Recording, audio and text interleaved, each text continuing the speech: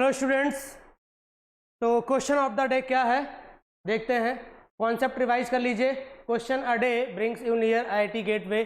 तो उसी सीरीज में हम लोग अगला क्वेश्चन देखते हैं। फिर से ये रेडॉक्स का क्वेश्चन है, ये सीक्वेंशियल रिएक्शन का क्वेश्चन है, ये लॉ ऑफ इक्विवेलेंट से रिलेटेड कॉन्सेप्ट है।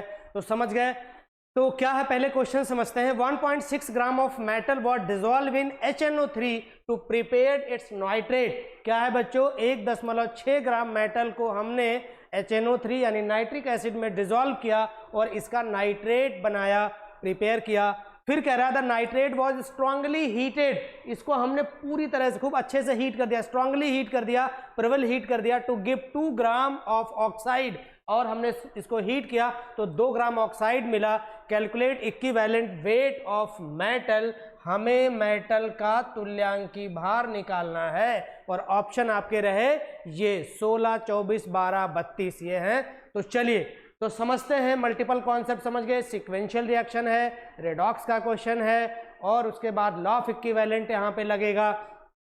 ठीक है, नंबर ऑफ इक्विवेलेंट से सॉल्व होगा क्वेश्चन।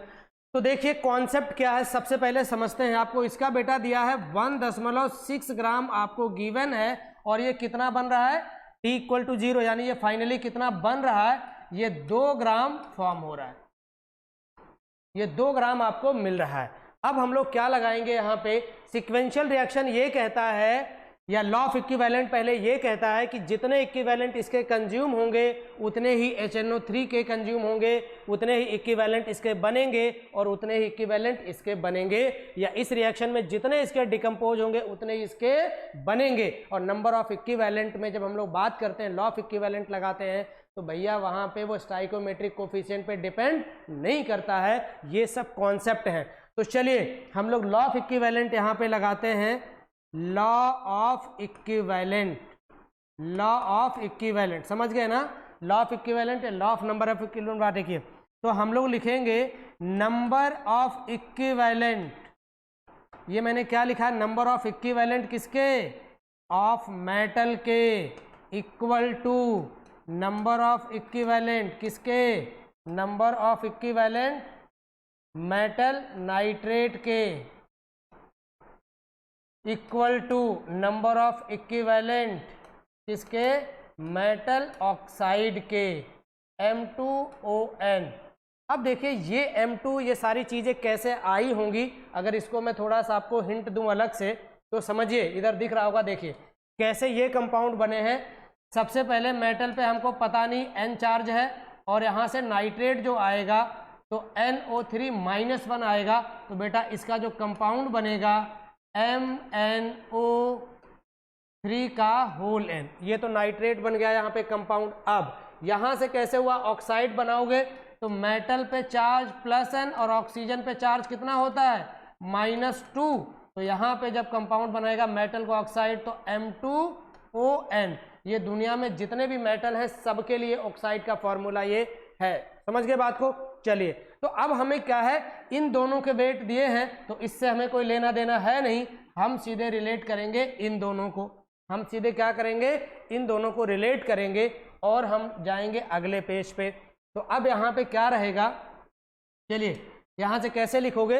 अब यहाँ पे इक्विवेलेंट के फॉर्मूले कितने होते हैं पहले ये समझ लीजिए। तो नंबर ऑफ इक्विवेलेंट के बेटा फॉर्मूले होते हैं, नंबर ऑफ इक्विवेलेंट का फॉर्मूला पहला होता है मोल इंटू एक्स फैक्टर, ये मोल है। अगला फॉर्मूला होता है molarity into volume into x factor. क्यों, क्योंकि N = बेटा होता है मोलारिटी इंटू वॉल्यूम, और ये वॉल्यूम किस में रखना है, लीटर में।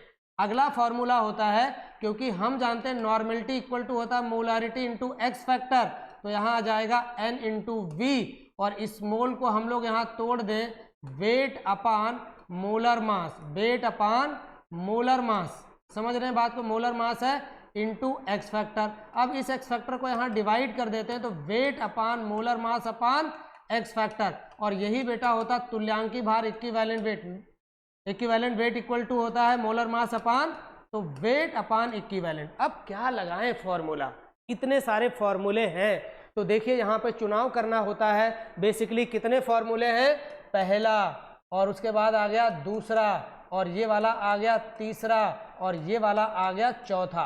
4 इक्विवेलेंट के फॉर्मूले, जो डेटा जिस तरीके से दिया जाएगा वही वाला फॉर्मूला आपको लगाना है, नहीं तो बस थोड़ी मेहनत ज़्यादा करनी होगी। तो अब हमें वेट गिवन है और इक्विवेलेंट वेट निकालना है, तो ये वाला फॉर्मूला लगा दे, चलेगा? बिल्कुल चलेगा। तो यहाँ लिखोगे क्या, यहाँ लिखोगे वेट अपान इक्विवेलेंट वेट, और किसका बेटा, मेटल का, किसका, मेटल का, इक्वल टू, यहाँ लिखोगे वेट अपान इक्विवेलेंट वेट, और ये किसके लिए लगाओगे, मेटल ऑक्साइड के लिए लगाओगे।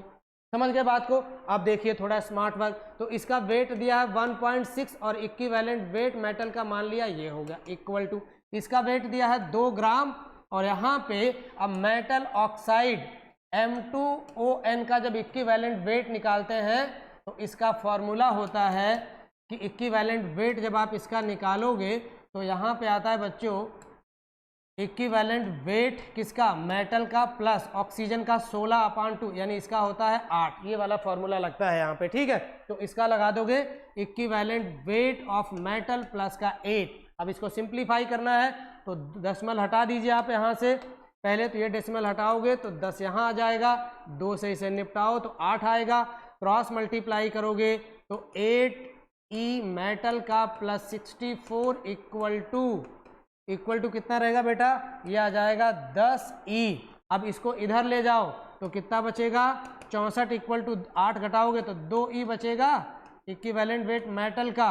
तो इक्विवेलेंट वेट मेटल का कितना आ जाएगा बेटा, 64/2 यानी 32। तो ये आपका आ गया आंसर। कितना आंसर रहेगा, तो 32 आंसर, और ये किस में रहेगा, ग्राम में। तो D is the right answer for you. तो ये बहुत अच्छा क्वेश्चन था, इसमें कई सारी चीज़ें, कई सारे मल्टीपल कॉन्सेप्ट इन्वॉल्व हुए और कैसे हमने आसानी से सॉल्व किया ये आपने देखा। Thank you. तो अगले क्वेश्चन के साथ हम मिलते हैं आपसे। आप इसी तरीके से रेगुलर देखते रहिए हमारा ये कॉन्सेप्ट, ठीक है? 100 क्वेश्चन 100 डे में, ठीक है? Thank you everyone. Creative science academy